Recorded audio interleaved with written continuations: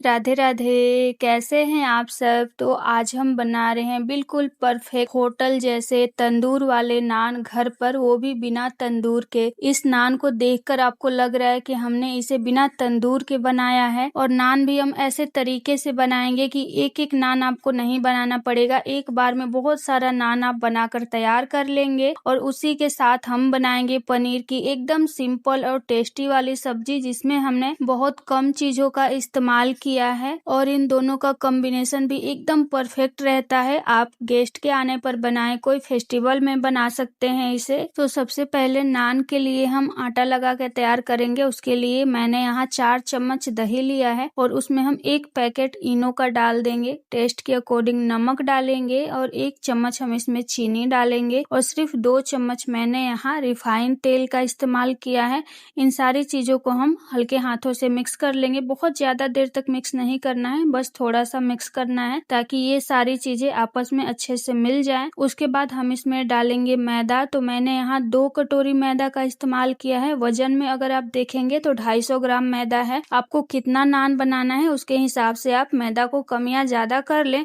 उसके बाद इन सारी चीजों में हम मैदा को मिक्स करेंगे। बहुत ज्यादा इसे रगड़ना नहीं है, जैसे मोयन डाल के मिक्स करते हैं उस तरीके से नहीं मिक्स करना है। सिर्फ हल्के हाथों से थोड़ा सा हम ऐसे मिक्स कर लेंगे और मिक्स करने के बाद हम इसमें पानी डालेंगे और थोड़ा थोड़ा करके पानी डालेंगे और इसका एक सॉफ्ट डो तैयार करेंगे। और इसका जब हम डो तैयार करेंगे तो इसे आटे की तरह गूंदना नहीं है, यानी रोटी के आटे की तरह नहीं गूंदना है।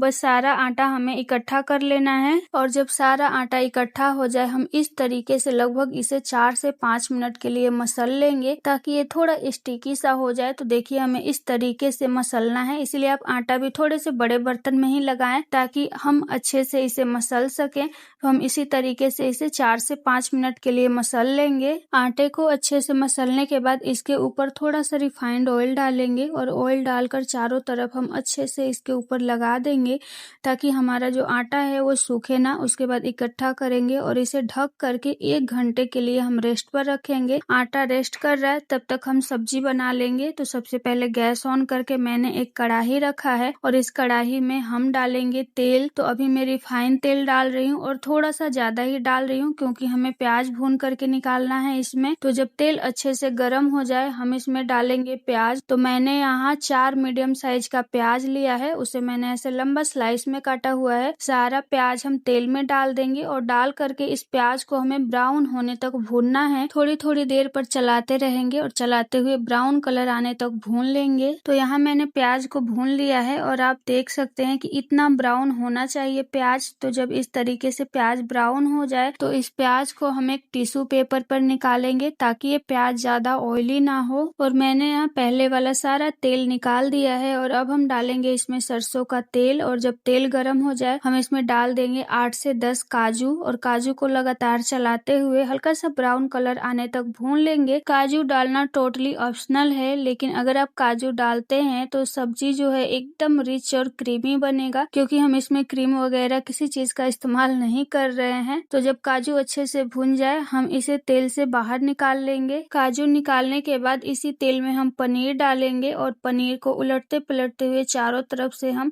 अच्छा सा कलर आने तक फ्राई कर लेंगे। उसके बाद हम इसे भी निकाल लेंगे। आप चाहें तो पनीर को कट करके भी फ्राई कर सकते हैं। और उसी तेल में अब हम डाल देंगे खड़े मसाले। तो मैंने इसमें सारा मसाला लिया है, जीरा, काले मिर्च, लौंग, इलायची, तेज पत्ता।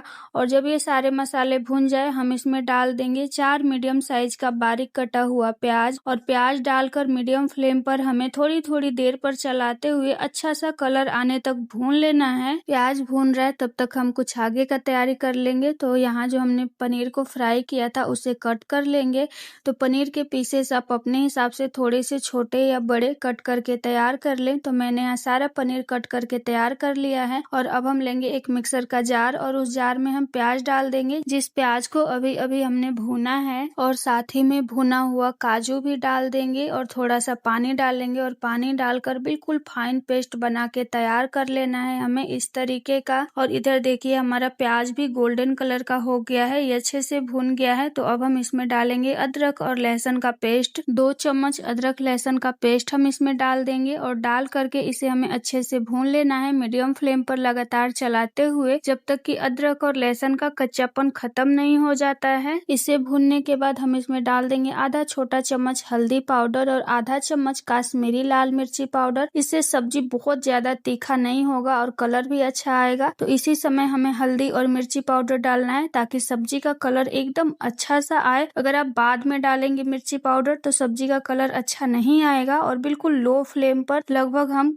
30 से 40 सेकंड के लिए भून लेंगे। और भूनने के बाद हम इसमें डालेंगे बारीक कटा हुआ 3 मीडियम साइज का टमाटर। और टमाटर गया है तो साथ में जाएगा नमक टेस्ट के अकॉर्डिंग। और इन सारी चीजों को हम अच्छे से मसाले में मिक्स करेंगे और मिक्स करके बिल्कुल लो फ्लेम पर हमें पकाना है इसे लगभग 4 से 5 मिनट के लिए। तो हम इसे ढकते हुए पकाएंगे ताकि जो टमाटर है अच्छे से सॉफ्ट हो जाए। टमाटर को 3-4 मिनट पकाने के बाद हम इसका ढक्कन हटाएंगे और इसमें डालेंगे आधा चम्मच धनिया पाउडर, आधा छोटा चम्मच जीरा पाउडर और आधा छोटा चम्मच गरम मसाला। इन सारी चीजों को हम टमाटर में अच्छे से मिक्स करेंगे। और मिक्स करने के बाद थोड़ा सा हम पानी डालेंगे। पानी डालने से जो मसाले हैं अच्छे से एकदम भून जाते हैं। और पानी डालकर इन सारी चीजों को एक बार अच्छे से मिक्स कर लेंगे और इसे ढककर ऑयल सेपरेट होने तक पका लेंगे। तो देखिए यहाँ मसालों से ऑयल सेपरेट होने लगे, यानी कि हमारा मसाला बिल्कुल अच्छे से भून गया है। तो जब मसाला अच्छे से भून जाए हम इसमें पेस्ट डाल देंगे जो हमने प्याज और काजू का पेस्ट बनाया था। पेस्ट काफी सारा मिक्सर में लगा हुआ था तो उसे धो करके हम इसमें डाल देंगे।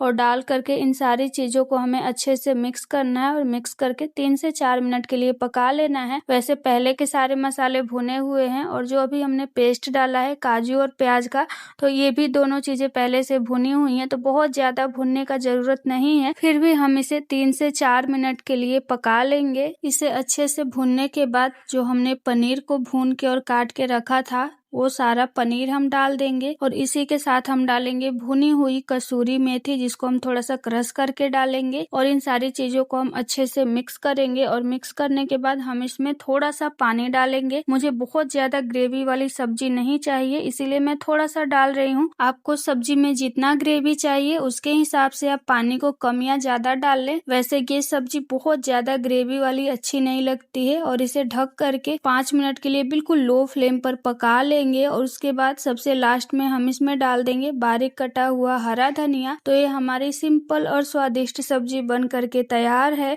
और इधर 1 घंटे हो गए हैं आटे को रेस्ट पर रखे हुए, तो हम नान भी बना के तैयार कर लेंगे। तो सबसे पहले हम इसे एक बार अच्छे से मसल लेंगे ताकि ये और अच्छे से सॉफ्ट हो जाए। मसलने के बाद मैंने यहाँ सूखा मैदा लिया हुआ है। सूखा मैदा आटे के ऊपर छिड़केंगे और छिड़क करके ऐसे हमें लगा लेना है। सूखे आटे को अंदर तक हमें नहीं डालना है, बस ऊपर हम ऐसे डालेंगे। उसके बाद हम लोइयां तैयार कर लेंगे इसकी।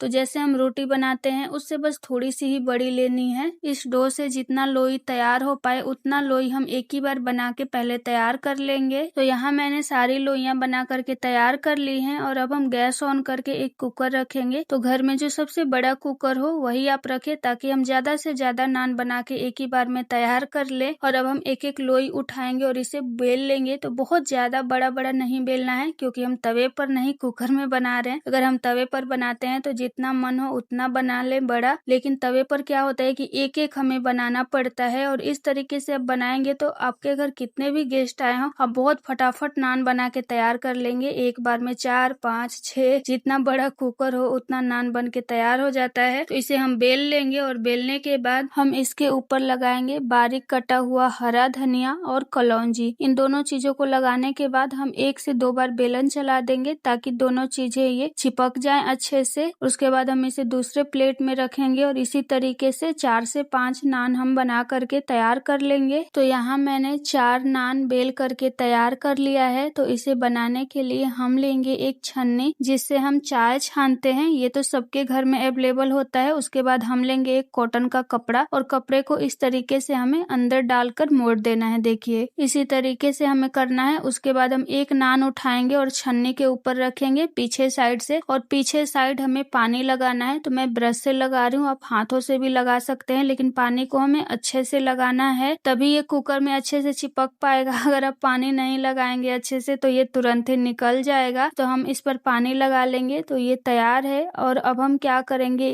कि इसे कुकर में डालेंगे। तो डाल करके अच्छे से हमें चिपकाना है, लेकिन एक बात का ध्यान रखना है कि कुकर अच्छे से गर्म होना चाहिए। चाहिए।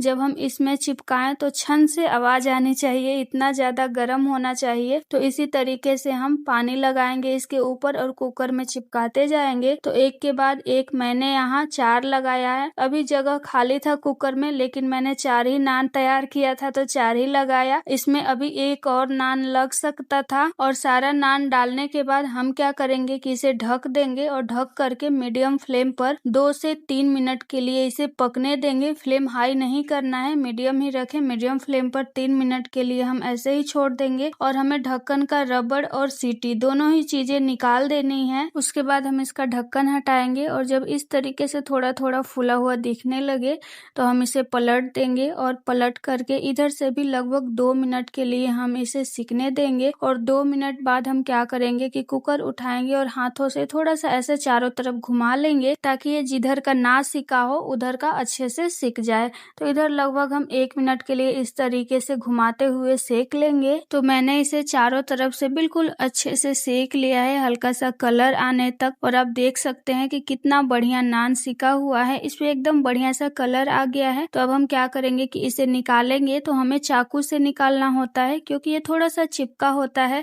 तो हम चाकू से ऐसे निकालेंगे, बहुत आसानी से निकल जाता है। तो देखिए मैंने इसी तरीके से सारा नान को कुकर से छुड़ा लिया है। और ये देखिए क्या गजब का लग रहा है ना, लग रहा है कि आपने इसे गैस चूल्हे पे बनाया है। ऐसा लग रहा है कि ये तंदूर में ही बना हो, इतना ज़्यादा ये टेस्टी लगता है खाने में ना, आपको बिल्कुल भी यकीन नहीं होगा कि आपने इसे घर में और बिना तंदूर के बनाया है। तो इसके ऊपर हम क्या करेंगे कि निकालने के बाद तुरंत ही बटर लगा देंगे क्योंकि ये गरम गरम ही सर्व होता है। तो तुरंत हम इस पे बटर लगाएंगे और सर्व करेंगे इसे। तो सबसे पहले हम प्लेट में सब्जी निकाल लेंगे, उसके बाद हम सर्व करेंगे इसमें नान। तो बिल्कुल गर्मा गर्म हमें दोनों ही चीज़ें सर्व करनी है। उसी के साथ मैं सर्व कर रही हूँ यहाँ मिठाई। तो ये हमारी गेस्ट स्पेशल थाली बन करके तैयार है। ये सब्जी और नान बहुत ही ज़्यादा टेस्टी लगता है और इन दोनों का कॉम्बिनेशन भी बिल्कुल बेस्ट कॉम्बिनेशन होता है। तो आप भी एक बार इसे ज़रूर ट्राई कीजिएगा। और अगर आपको हमारी ये रेसिपी पसंद आई हो तो प्लीज़ वीडियो को लाइक और शेयर ज़रूर कीजिएगा। Thank you.